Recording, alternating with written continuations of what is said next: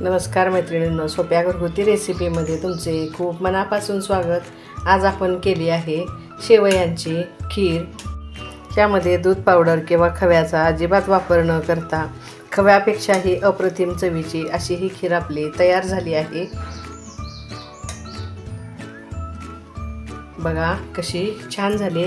त्याच्यावर आता हे केशर टाकून आपण सर्व करूया।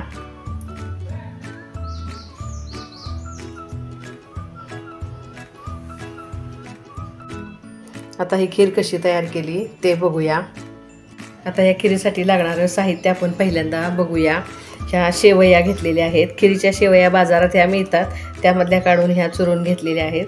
त्यात टाकायला आवडीप्रमाणे साखर, हे अक्रोडचे काप आहेत, चारोळी आणि काजू। आज बदाम माझ्याकडे शिल्लक नाही आहेत म्हणून हे तीनच मी ड्रायफ्रूट्स वापरणार आहे। तुम्ही तुमच्या आवडीप्रमाणे वापरू शकता। दूध, वेलची पूड, शेवया आणि ड्रायफ्रूट्स भाजायला तूप आणि थोडं पाण्याचा वापर करणार आहे। चला तर मग ही खीर कशी करायची ते बघूया। बघा आता कढई गरम झालेली आहे, त्यात आपण पहिल्यांदा हे 1 चमचाभर तूप टाकून घेऊया। तूप गरम झालं की त्यामध्ये हे ड्रायफ्रूट्स भाजूया।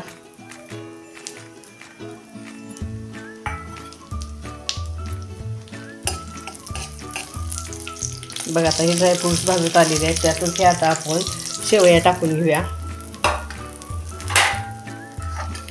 शेवया आपण ह्या चांगल्या लालसर होईपर्यंत भाजून घ्यायचे आहेत।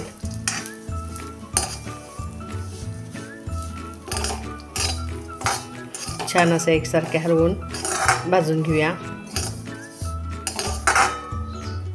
बघा आता शेवया आपल्या चांगल्या भाजून झाले, हे आता मी काढून घेते। बघा आता शेवया काढून घेतल्यानंतर ह्यामध्ये अजून एक अर्धा चमचा तूप टाकून घ्यायचं आहे। ही एक सिक्रेट टिप मैत्रिणींनो लक्षात ठेवा। खव्यापेक्षा ही अप्रतिम चव खवा दूध पावडर न वापरता येण्यासाठी हे आपण साखर कॅरमल करून घ्यायचे आहेत। साखरेच्या कॅरमल करण्यामुळं ह्या खीरीला आपल्या खव्यापेक्षाही छान टेस्ट येते। तूप गरम झालेलं आहे, त्यामध्ये आता ही आवडीप्रमाणे तुम्ही साखर टाकून घ्या आणि साखर पूर्ण आता आपण हे कॅरमल करून घ्यायचे आहे।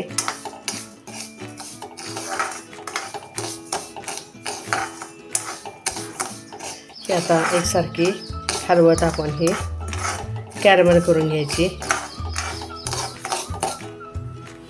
बघा आता गॅसच्या मीडियम फ्लेमवर आपण 1 मिनिटभर हलवल्यानंतर साखर आपली कशी विरघळायला सुरुवात झालेली आहे।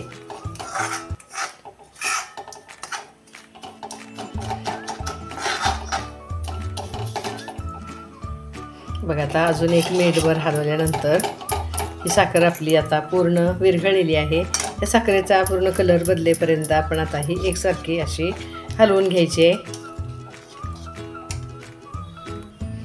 बघा आता साखरेचा आपल्या पूर्ण कलर बदललेला आहे। आता त्यामध्ये हे आपण असं पाणी ओतून घ्यायचं आहे। थोडा पाण्याचा वापर केल्यामुळे साखर पटकन विरघळली जाते। साधारण अर्धी वाटी मी ह्यामध्ये पाणी टाकून घेतले आणि साखर बघा आता ही कॅरमल झालेली ह्या चमच्याला पण कशी चिकटून बसली, हे आता पूर्ण विरघळून घेऊया।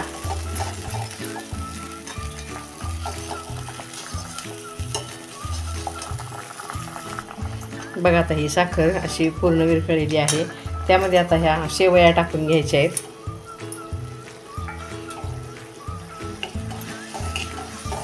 थोडा वेळ अशा शिजवून घेऊया। ह्या साखरेच्या पाण्यामध्ये कॅरमलमध्ये शेवया शिजवल्यामुळे ह्या खिरीमध्ये आपल्या फुटत नाही आहेत, म्हणून ह्या 1 मिनिटभर अशा ह्यामध्ये शिजवून घ्यायच्या आहेत।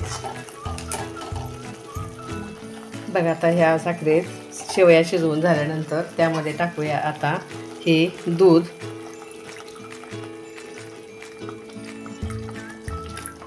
दूध हे फार थंड नसावं, कारण आपलं शेवया गरम आहेत, त्यामध्ये कोमट दूध ओतलेलं आहे मी। हे